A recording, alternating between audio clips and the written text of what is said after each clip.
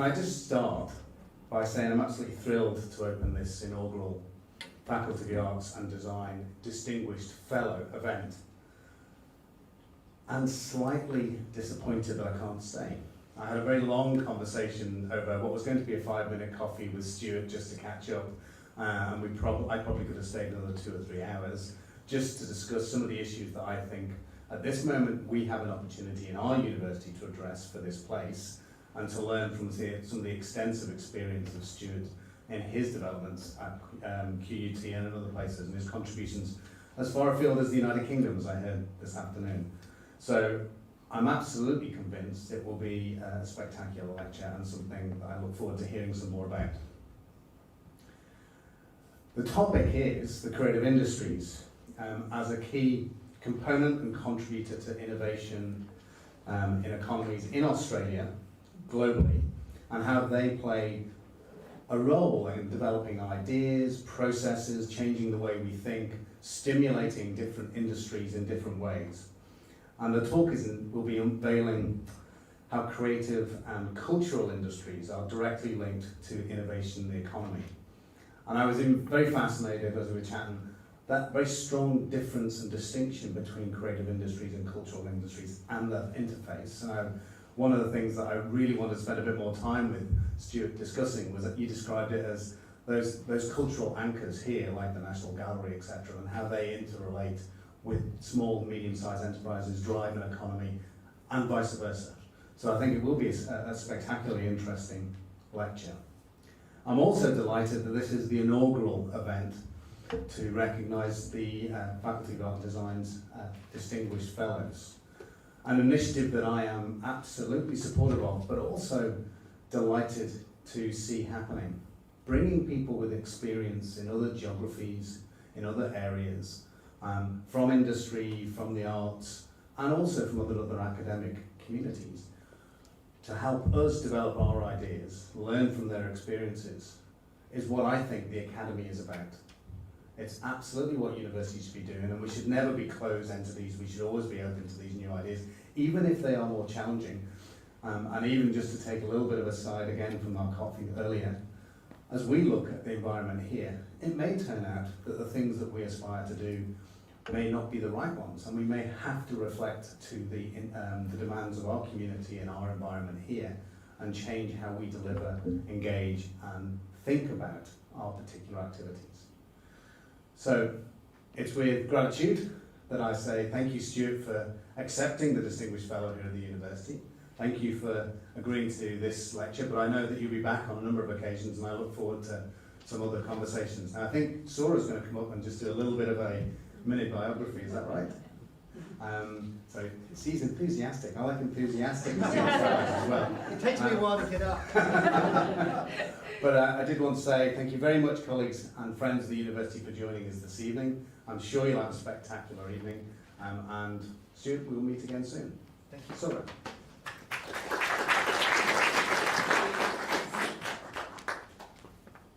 Thank you, Paddy. And I'll make sure the meetings happen in May and August and December. Thank you. It is with great pleasure that I introduce our distinguished fellow, Stuart Cunningham, who is going to talk to us about how the pandemic has made innovation a necessity, but ironically how public policy currently is lacking that very needed discussion. And this is a subject in which we should all probably be interested in as a university sector, as it is an urgent issue for us. And I don't need to elaborate on Stuart's profile, as it's quite self-evident, but I just wanted to mention a couple of things for those who are outside of our discipline. First is that Stuart is a world leader and pioneer in translating research into policy impact. And he's been doing this for a very long time, way before the word impact entered as a vocabulary in our sector. So second is that among many contributions, his role in shaping and advancing the international creative industries research agenda, as well as the articulation of policy agenda, is quite noteworthy. And the rest, I think you know of Stuart either by his work or simply by Googling Stuart. So I'd like to say, on behalf of the faculty, that we are so fortunate to have Stuart as our distinguished fellow this year, to learn from and to work with a world leader, not just within a particular discipline, but across many different disciplines, with real life impact. So without much ado, please join me in welcoming Stuart.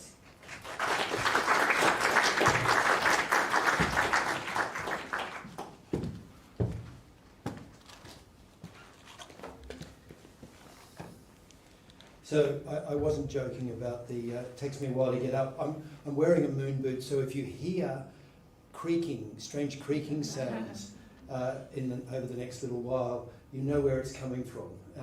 It's from this, well, I had an accident walking in Tasmania 4 weeks ago.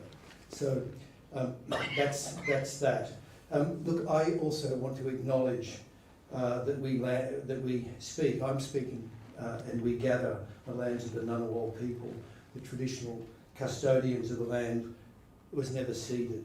I pay my respects to their elders, past, present and emerging, and also acknowledge that these lands have always been places of learning and teaching. This talk is dedicated to the memory of Terry Cutler.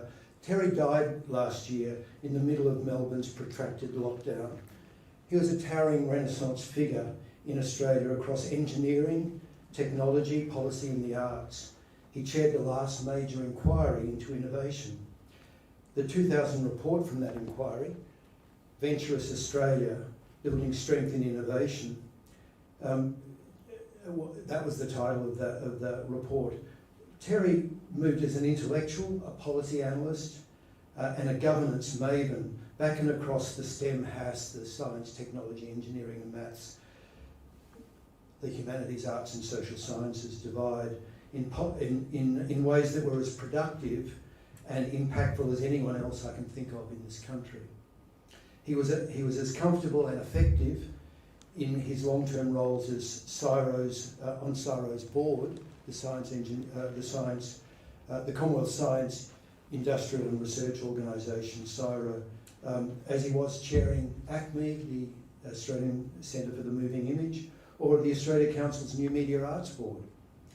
He was a friend of my home university, QUT, and a member of its council.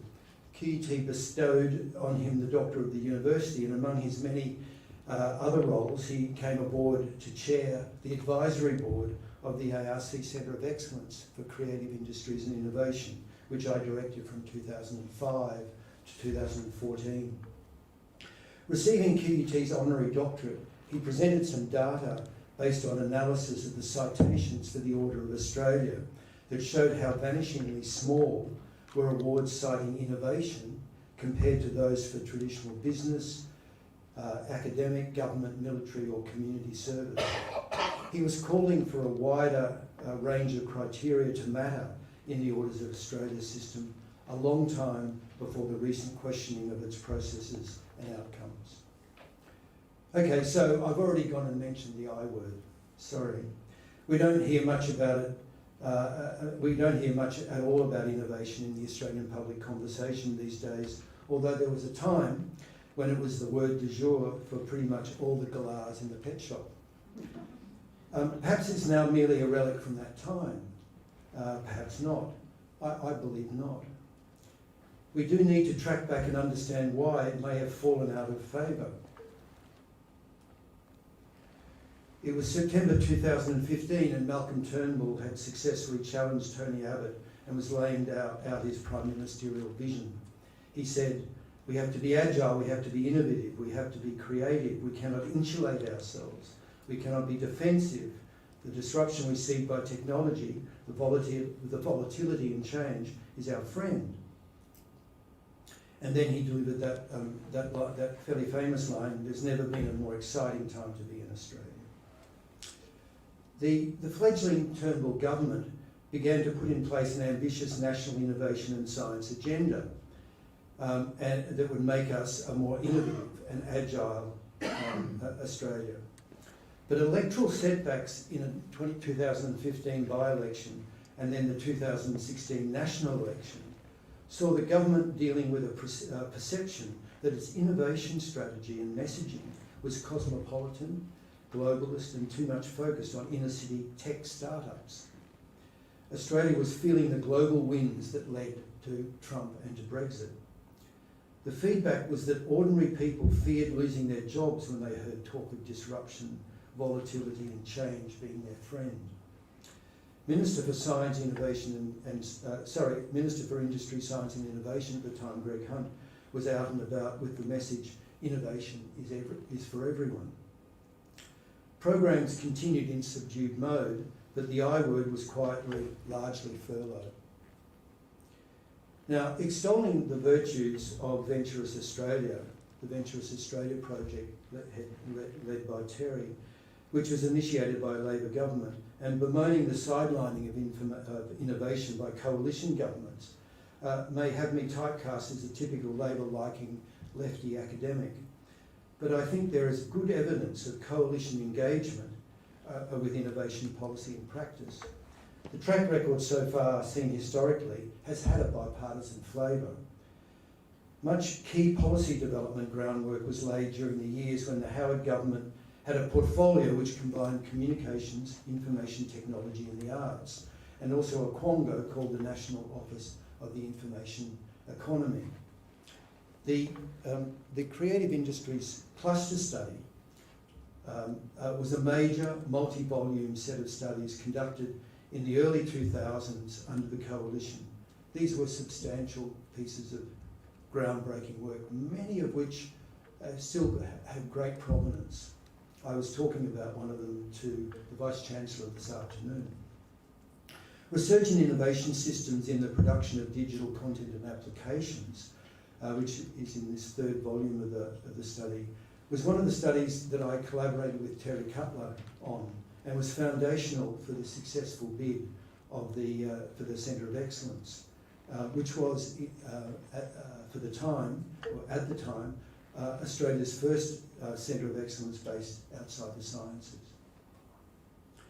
Bringing things up to date, what the Marshall government in South Australia has achieved with its growth strategy policy is a dramatic advance, I believe, in this country. And I'll return to this later. So this talk is not just about a walk down memory lane. It's about what's happening to innovation now. Innovation driven by necessity, caused by the pandemic, is happening all the time and all around us. Some of it at vastly accelerated pace. It's innovation on steroids, especially in media and communication. Think when we consider what's happened to Facebook, Google and the News Media Bargaining Code in this country. And more on that in a moment too. It's really worth considering the radicality of the moment. At a macroeconomic level, what was once a fringe theory derided by any respectable economist or policymaker, that's modern monetary theory, has become not only contemplatable, but arguably practiced widely without explicit acknowledgement by those who hold the levers of government debt and spending in many places in the world. A rock-solid orthodox economist like Ross Garnaut has argued for it in his latest book, Reset. Some would argue that these kinds of shifts, together with the volcanic eruption of populism and the largely state-enforced retreat behind national boundaries, may signal the end, or at least a substantial reset, of the neoliberal regime legislating small government and backing black budgets.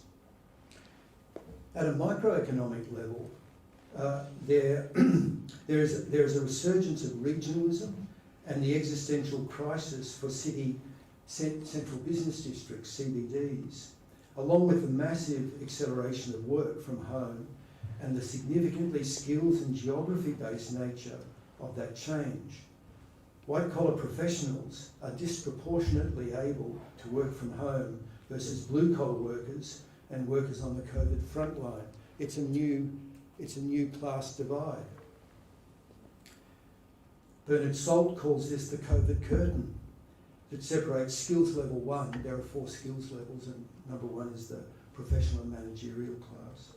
Separates skills level 1 from the rest, and also lays a comfortable rug over the eastern suburbs, North Shore and inner west of Sydney, as you can see from that map, and similar SES postcodes in other capitals, and of course we see it in Canberra as well.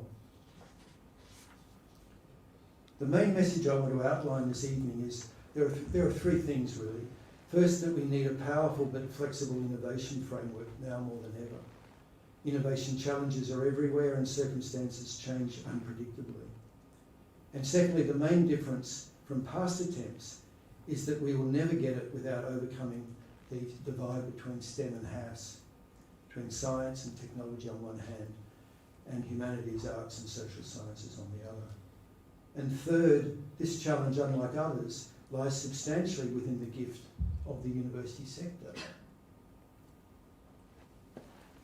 Some of the historical problems with embedding innovation into public policy in Australia could well be sheeted home to the big idea, big ticket approach that Venturous Australia attempted. Big systemic reviews can set up unrealistic expectations. One case that I know very well was the case in Queensland of a big inquiry into creativity that carried the hubristic title, Creativity is Big Business, a Framework for the Future. This came out in 2004. It was an all-you-can-eat program of affirmations and goodies across the creative sector that led to an inability to manage expectations and a loss of credibility in the process. It took a major effort to refine and retarget programs and recover from overreach. I talk about this in my book, Hidden Innovation, a bit at the end, in the last chapter. So one of the things I've learned is that less can be more. In fact, in this era of distrust of government, less often has to be more. Innovation can be encouraged, nudged along, without necessarily a big ticket approach. What the big ticket exercises can do is lay out the underlying fundamentals of change. And I think this is very much what Venturous Australia did. It took major steps towards a more unified HASS-STEM framework. It essentially stitched business to STEM, as you can see from that quote from the report, Terry's report. Innovation is not just about science and technology, important though that is. It's about organisational innovation in accordance with management, workforce participation, systems integration, new business models, and design thinking. But since the 2000s, there has been further major structural change in the economy and society. The digital economy now significantly overlaps the creative economy, as well as the political and social order. Now, what do I mean by that? Let me use one outstanding example that's close to the heart of the News and Media Research Centre that Sora leads here, and that I am being hosted by. And that is that we can see a different way of seeing the current platform crisis and what led up to it, and ultimately the News Media Bargaining Code here in Australia, is that it's a collapse of the HASS-STEM divide. The HASS-STEM divide, I would suggest, has come crashing down around the platform's heads. Once seen as carriers and technology and engineering entities, and very lightly or even unregulated as such, platforms now find themselves as social, cultural and democratic arbiters, whether they like it or not. For years, the platforms averred that they were technology and engineering enterprises and not media companies, which, of course, is, as we know, media companies which curate, style content, influence opinions and even voter behaviours. The discipline of media and communication was where some of the earliest calling out of the platforms on these tenuous grounds it was some of the earliest disciplines that really brought this to public attention. And it's also worth contemplating the extent to which the Australian Competition and Consumer Commission stepped outside its comfort zone of competition policy, when it declared, as it prepared for the big inquiry that preceded the News Media Bargaining Code, that the crisis of news and journalism due to the market-dominant behaviour of Google and Facebook, Rod Sims argued, was not a case of Schumpeterian creative destruction and therefore merely subject to competition policy, because journalism is a public good that benefits broader society and therefore goes to normative matters of a healthy democracy. So the government is to be congratulated on achieving a world first in a field in which Australia is typically a policy taker rather than maker. It has, in legislating the News Media Bargaining Code, and herded Google and Facebook across the line with such a judicious mix of stick and carrot, that has brought the world of machine learning, artificial intelligence and technocratic mastery into better relations with a world of human judgment, curation and the cultural, social and political realm. But in other spheres of policy, government is stuck holding up the edifice of the Haas-STEM divide, indeed doubling down on it. The major package of assistance for universities to engage more closely with industry, the National Priorities Industry Linkage Fund, NPILF, has coined the term STEM Plus for the first time, as far as I know, in a published Commonwealth document. The plus is for allied health and for architecture and building. Attaching architecture and building to STEM shows how arbitrary the input category of STEM is.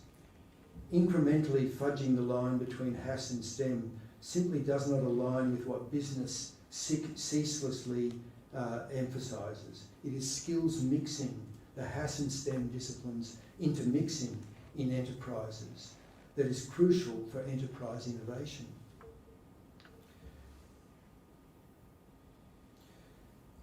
It is unsupported by evidence to claim that core skills such as problem solving, digital literacy and creative and critical thinking are learned solely in the STEM disciplines. The report that I chaired for the Chief Scientist, Skills and Capabilities for Australian Enterprise Innovation a few years ago showed that Australia's most innovative enterprises value most highly skills mixing, not STEM skills in isolation. Strategies to incentivise and facilitate collaboration across the STEM-Haas divide are critical to assessing Australia's workforce needs of the future. This means that another government policy out of the education portfolio, doubling fees for some subjects in the humanities which it deems not job ready, for example media and communication, the most popular humanities discipline, undergraduate discipline, and which has strong employment outcomes, makes no sense if we take on board government research in the communications portfolio. The Australian government has recognised the creative economy. When Arts Minister Fletcher announced the $250 million Job Maker program for the arts in the middle of last year, he pointed to a creative economy with a GDP contribution of $112 billion and employing 600,000 people. The creative economy is made up of arts and media, architecture and design, all creative applications of software and digital, advertising and marketing. Pre-COVID, employment in this substantial part of the Australian economy was growing at twice the rate of the general economy, and parts of the digital end of the spectrum were growing 3 times faster than the general economy. The National Priorities Industry Linkage Fund itself, its consultation paper, acknowledges that 2019 employment projections for the 5 years to 2024, that the shift towards services industries will continue, and that healthcare and social assistance, professional, scientific and technical services, education and training, and construction are featured in growth projections. Each one of these is based on very substantial input from the HASS disciplines. The government's own research shows that creative skills contribute to innovative intensive industries.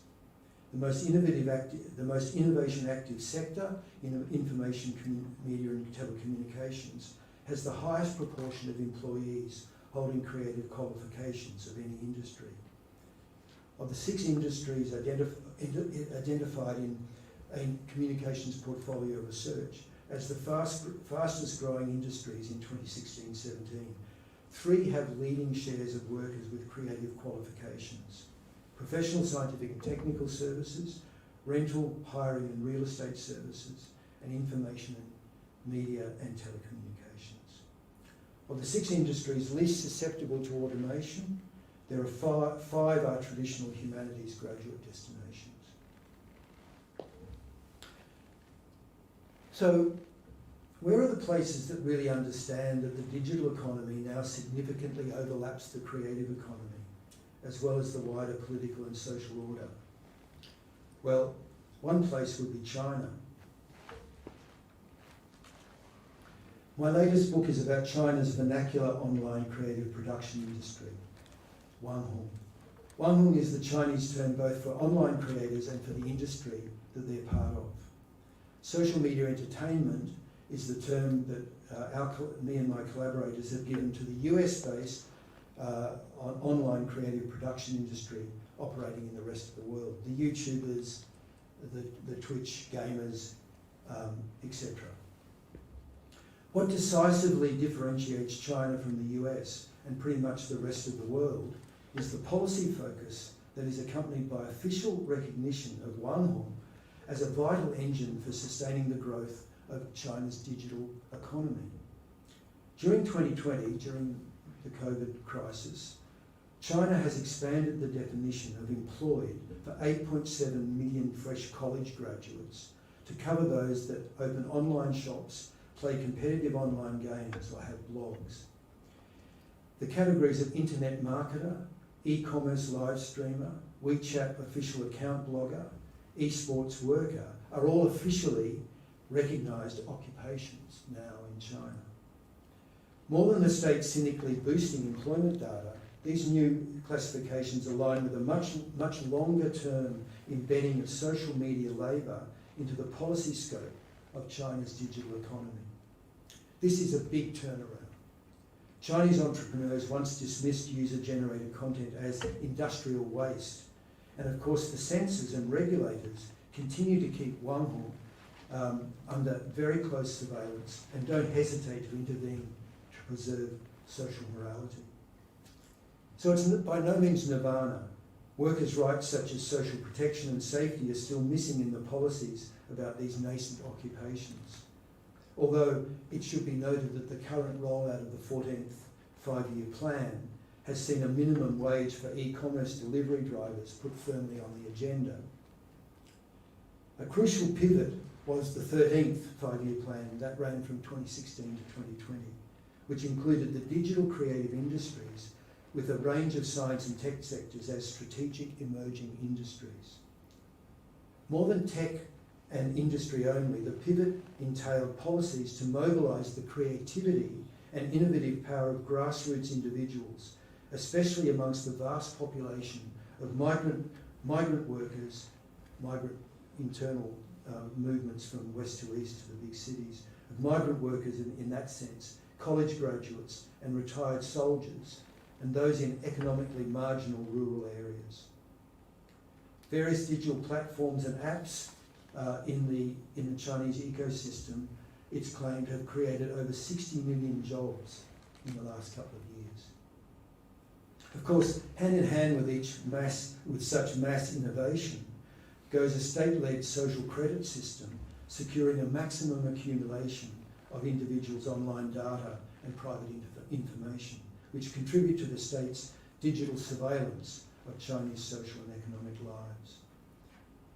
China, despite very concerning surveillance, censorship and rights abuse, demonstrates a policy sophistication and integration of the creative and the social into the technological and the digital well beyond the West. The two cultures, as leading Australian China media scholar Michael Keane says in his latest work, the two cultures, science and the humanities, find their connecting point in the internet. The internet is undoubtedly making China, the nation, more innovative. Now, Australia isn't China. Our efforts to bring HASS and STEM closer together and to recognise and benefit from the digital economy, significantly overlapping the creative economy, as well as the political and social order, are less systematic, more piecemeal, but nonetheless important and exciting.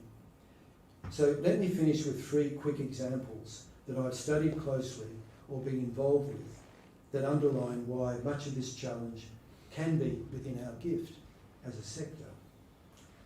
The first example is from South Australia. I flagged that the Marshall government's growth strategy has been particularly exciting. South Australia's current growth strategy integrates the cultural and creative industries with innovation, entrepreneurship and STEM to a greater degree than I've seen in most policies in this country hitherto. It names creative industries as one of 9 targeted growth sectors, and of course we've seen these lists before. They've been around in many policy documents. But what's different about South Australia, we believe, is the design of the policies, programs and infrastructure to facilitate interaction between the creative industries and STEM, seeking additionality rather than simply aggregation of 9 sectors. Its approach is multi-sectoral. It uses new and repurposed infrastructure with its entrepreneurship ecosystem providing support for emerging creative enterprises across the spectrum, from the arts to advanced technology. In facilitating the interaction between arts and culture and commercial creative services and their interaction with STEM fields, it's recognising that these skill sets sit on a continuum that extend all the way to the most advanced scientific and technological areas. Moving to the right along this, you've got this spectrum or continuum that in our work on Adelaide, on South Australia, we've identified these as the key precincts. These are places where people congregate, where there are creatives at the left-hand end. There are movements. We see talent moving across these first 2 or 3 areas, institutions, enterprises, precincts.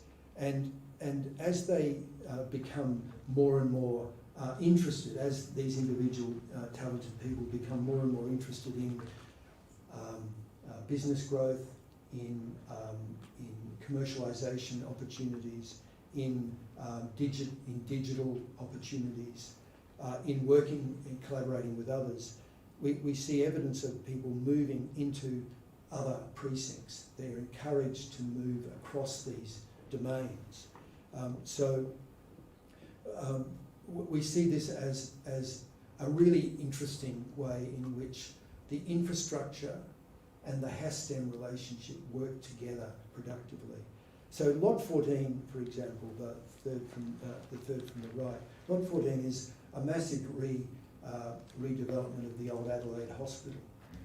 And within there, you've got a real neighbourhood that includes right across the spectrum, from small creatives through to serious defence and other enterprises.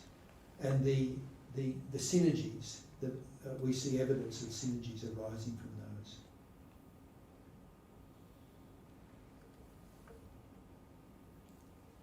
Here are 2 examples that I've been involved with to some extent, or greater or lesser extent. One is an example of an industry-university partnership that moves beyond the HASS-STEM divide, well and truly. This is the ARM Hub, Advanced Robotics for Manufacturing Hub. The ARM Hub is a not-for-profit with a mission to accelerate industry's uptake of advanced manufacturing technologies. ARM Hub came out of a couple of visual artists starting a little company called Urban Art Projects, which bid for and designed creative works for public buildings. It joined with QUT's robotics strengths and creative design leaders, and now operates as a hub for Southeast Queensland capacity for design-led advanced manufacturing. And the last example of the three is the new Centre of Excellence for Automated Decision Making in Society, which is led out of RMIT by Julian Thomas and from QUT by Jean Burgess. It's designed to embed the development of responsible, ethical and inclusive automated decision making into 4 initial industry sectors: health, transport, news and media and social services. These folk are at the outset of a 7-year process, which will, for example, trial new ways around the notoriously closed proprietary systems on which the major platforms operate, the black boxes that are so hard to break into by researchers. Secondly, to develop explainable AI, explainable artificial intelligence, for more transparent public sector information systems, and to help to better authenticate undocumented refugees and asylum seekers worldwide in their partnership with the Red Cross. If Terry Cutler was with us, still with us, I could easily imagine him with yet more chair roles overseeing developments such as these. Terry Cutler moved back and across the Stenhouse divide with aplomb throughout his career. But to move forward, we need to move beyond that divide. Thank you.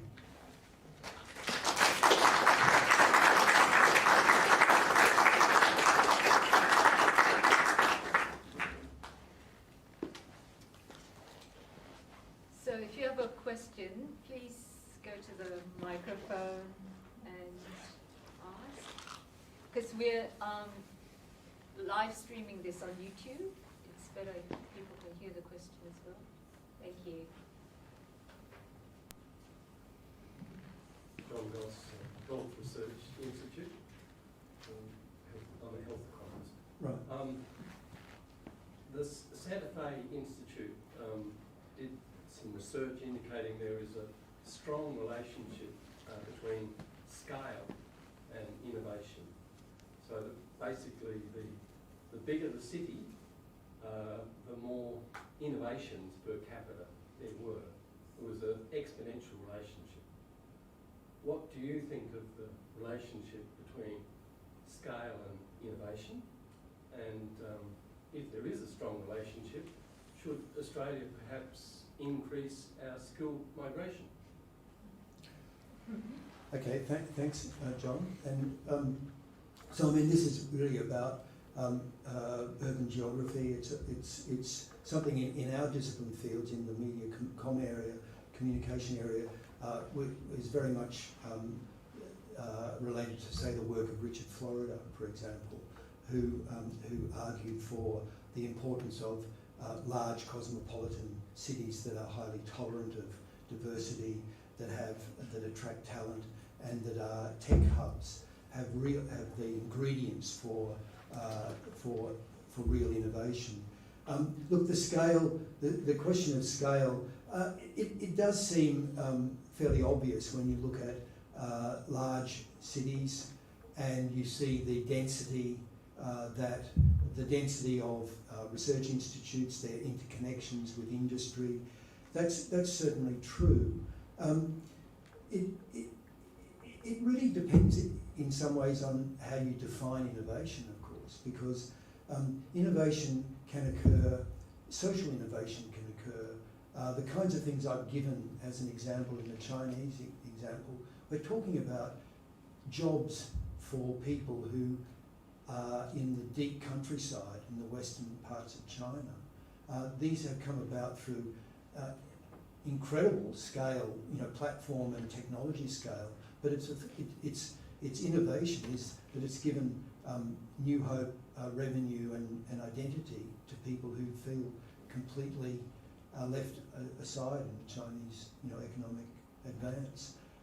Innovation comes in many forms, and quite rightly you say that cities are a very important hub for them, but there's no reason why Canberra can't consider itself having a great deal of potential. I mean, a city that's not large, and yet look at the talent base. Look at the range of industries that have homes or connections here. Your question that you raise is just pose me the question, the second part of the question again.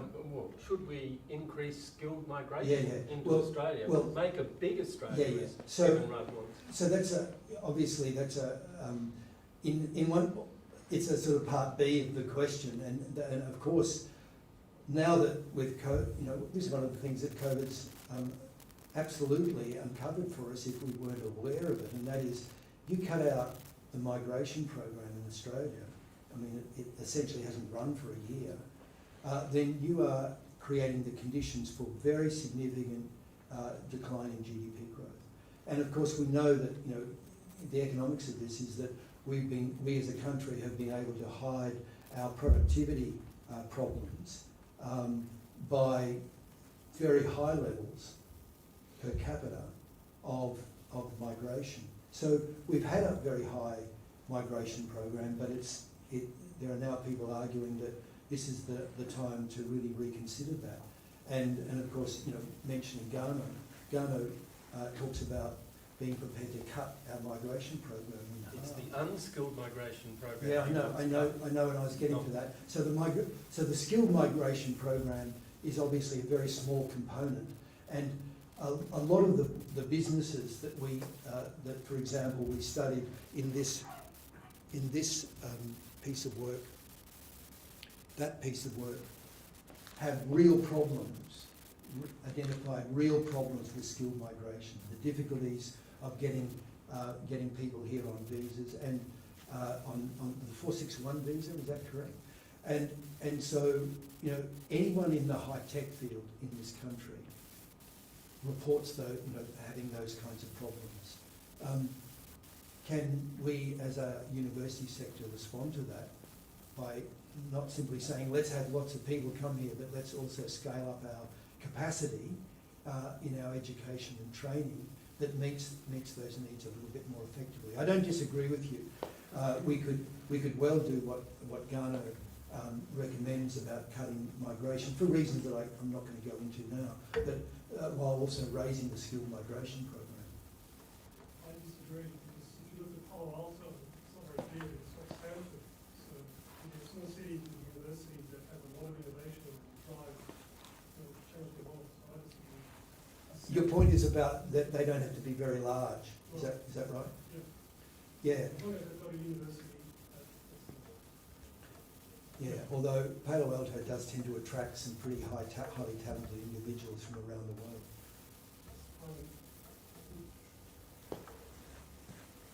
Stuart, Hi.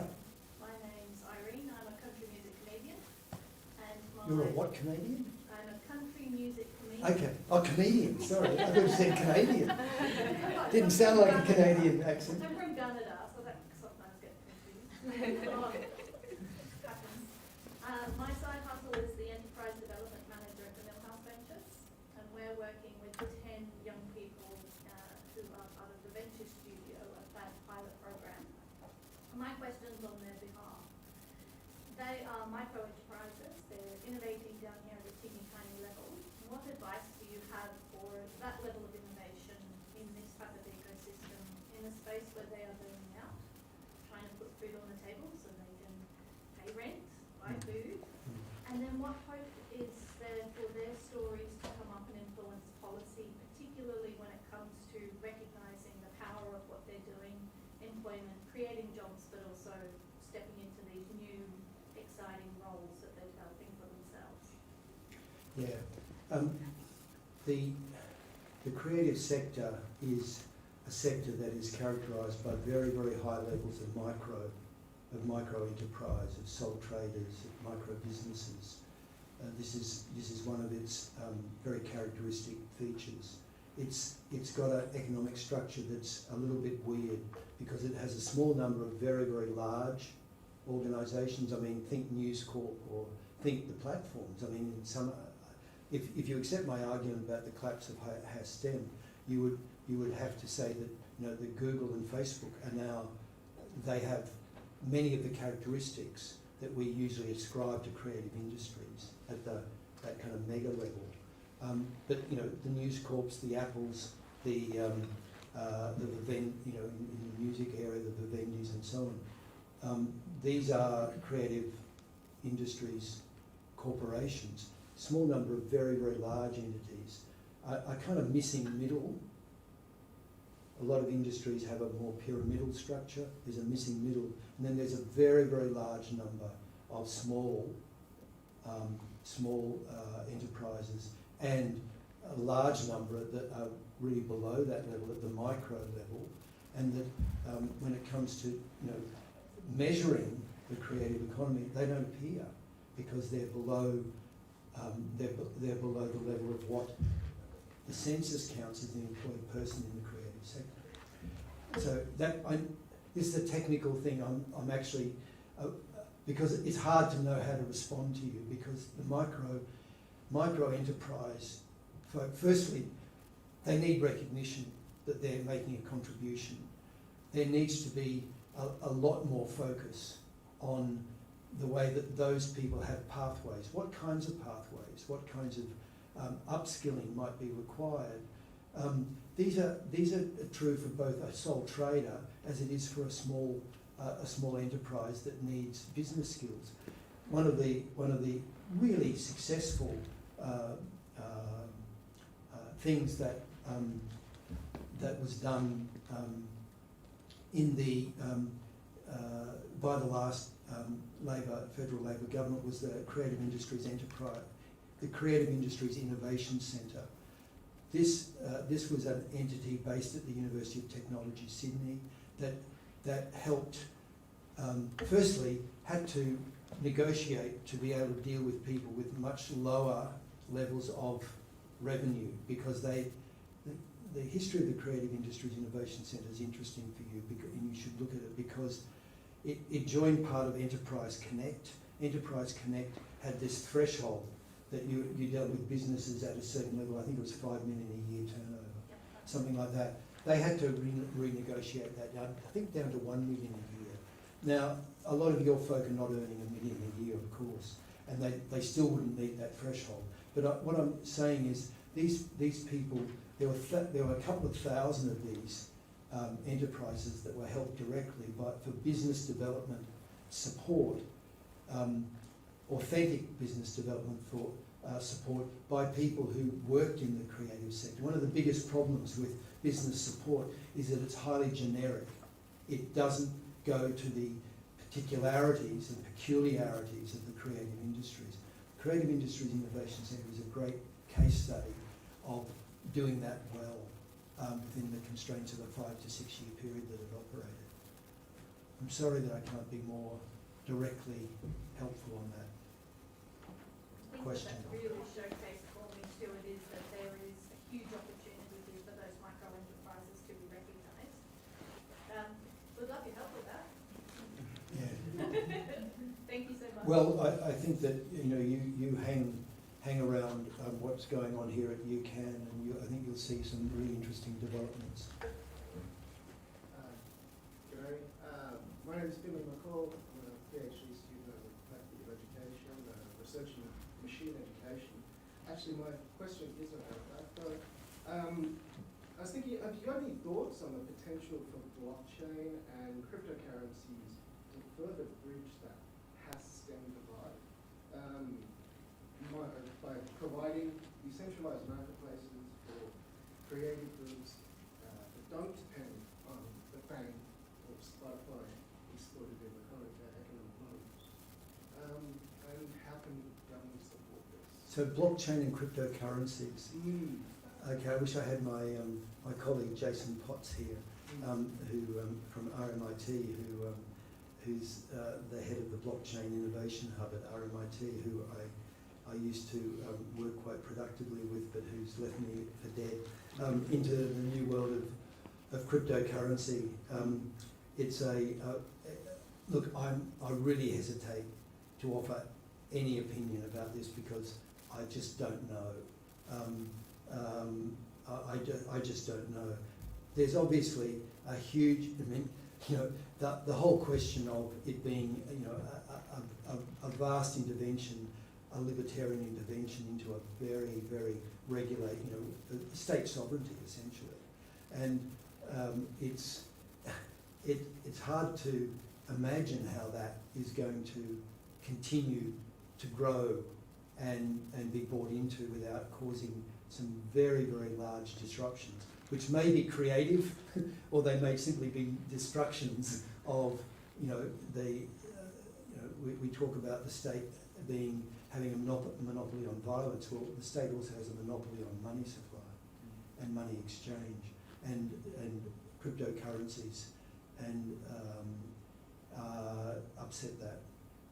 Look, blockchain is something I know a little bit more about, and that is that there are some really interesting work, again run out of RMIT, that really focuses on the ways in which blockchain can be used in the arts for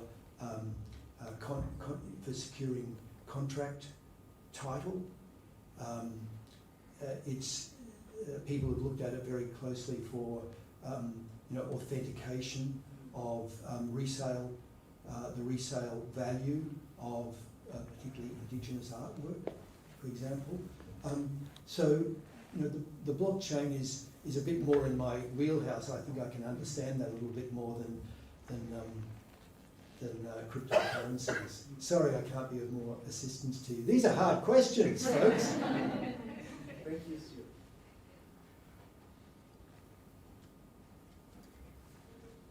Hi, Stuart. Thank you very much for your talk. I had a question that I guess is about more of the kind of connotations around the word innovation, which Yep. you gestured to at the beginning, some of the political challenges around selling that idea and it having sort of, you know, trying to Yeah. communicate it, it's like that, right?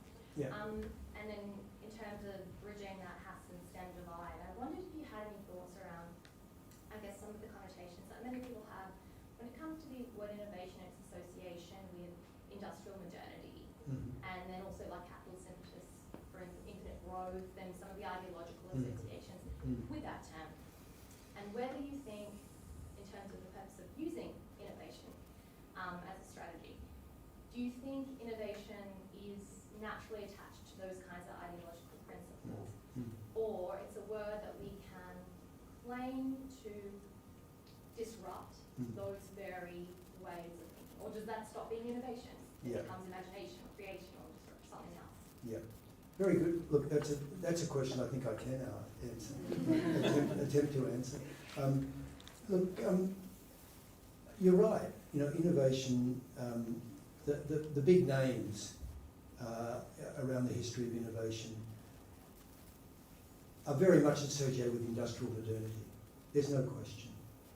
Schumpeter was an absolutely key figure in trying to work out, you know, what drives, you know, the height of industrialization at the height of modernity in the from the 1920s through to the 1950s. He died in 1953, I believe, 1950. And there is a taint to that, because there is clearly a taint to that, because what has industrial modernity brought us? Well, it's brought us what one of my absolutely favourite people, Deirdre McCloskey, calls the hockey stick. You know, this huge increase in standard of living and comfort, mostly in the West, but increasingly in the rest of the world, since the Industrial Revolution. Every single one of us is complicit in that. Every single one of us enjoys the benefits of that, pretty much, exactly. And the improvements are off the planet. They're off the scale. But of course, at the same time, there has been massive depletion of natural resources, and a climate crisis and a resources crisis, and the damage to the planet that we may be well past, the tipping points. Now, the all too glib answer to that is that the industries that put us in this position, we've got to turn to industry to save us as well. And I mean, that might sound glib, but it's also realpolitik, because politicians and policies aren't going to save us. They could help us. They could help to orient us. But the ability of banks to refuse to finance coal extraction and mining, the determination of corporates to be answerable to stakeholders on a 20 to 30 year time frame means that they are making decisions that politicians will never make. Now, that might sound like a gigantic cop-out, but I actually think that's really important, that green technologies and green policies are being implemented as we speak, and have been in many of the highest levels of corporate life, because they are answerable to shareholders on longer term bases than politicians are. That's one way of looking at it. The other way of looking at it is that innovation, as I said in the first question, can take many forms. It's true, social innovation is a real thing. I gave some examples of that in the China example. I mean, China just, the one thing that scares the Communist Party more than anything is people without jobs who've got rightful claims to being able to share in the bounty of a country that's doing better. And so they take steps to address that.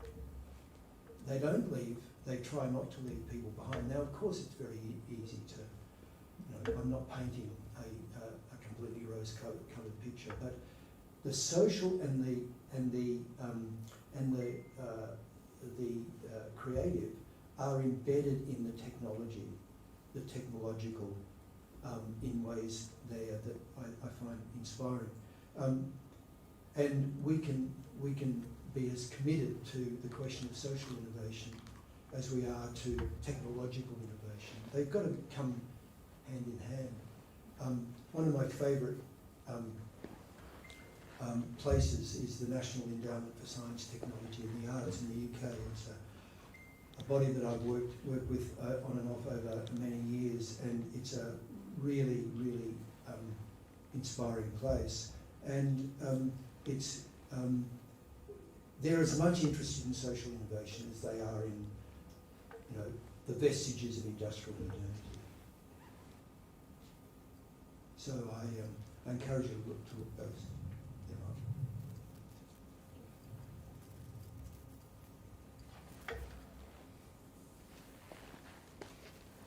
We might have run out of questions. So, if there are no other questions, so thank you so much, Stuart, for the great talk and the discussion. And for this year, we will continue with the discussion with our distinguished fellow virtually and face-to-face. So, and I'll keep you all in the loop of future events. Thank you so much today. Thank you. Thank you.